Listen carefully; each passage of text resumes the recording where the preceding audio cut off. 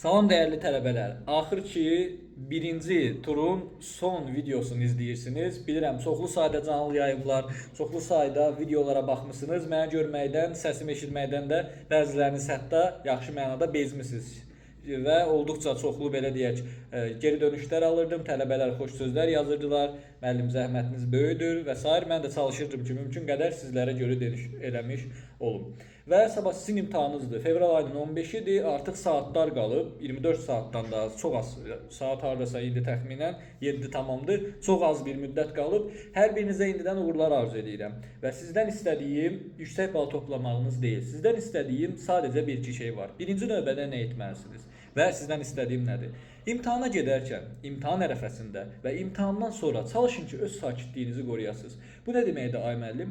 İmtahana gedərkən çalışın ki, əgər evdəkilərlə gedirsinizsə, yaxınlarınızla, rəfiqələrinizlə və yaxud da dostunuzla gedirsinizsə, çalışın ki, həyəcanınızı bir üzə verməyin. Bu həm sizin yanınızdakının nisbətən rahat olmasına səbəb olacaq, həm də o rahat olduqca siz də rahat olmuş olacaqsınız ki, bunun nəticəsini də imtahanda görəcəksiniz. Baxın, mən sizə demirəm, həyəcanlı olmayın. Belə bir şey qeyri-mümkündür. Əgər zəhmət çəkmişiksə, onun qarşılığını görmək üçün içimizdə bir həyəcan da var. Mən deyirəm ki, özünüzü lazım olduğundan artıq stresə yükləməyin. Pis olacaq, zəif yazacağım kimi düşüncələrdən qətiyyən azad olun. Çünki görəcəksiniz ki, həqiqətən də imtahanda çoxlu sayda yaza biləcəyiniz suallar var. Yəni asan və orta səviyyəli sualların sayı həddindən artıq çoxdur. Odur ki, nə edirik? Birinci növbədə öz sakitliyimizi qorumuş oluruq. Oldu mu?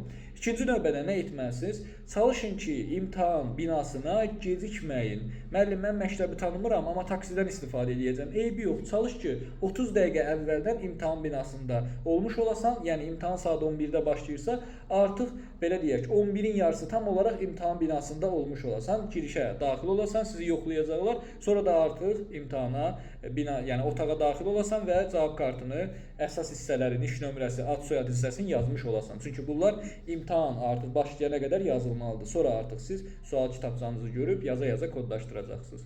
Belə, yenə deyirəm, bizlər, bütün müəllimlər olaraq hər birinizə inanırıq.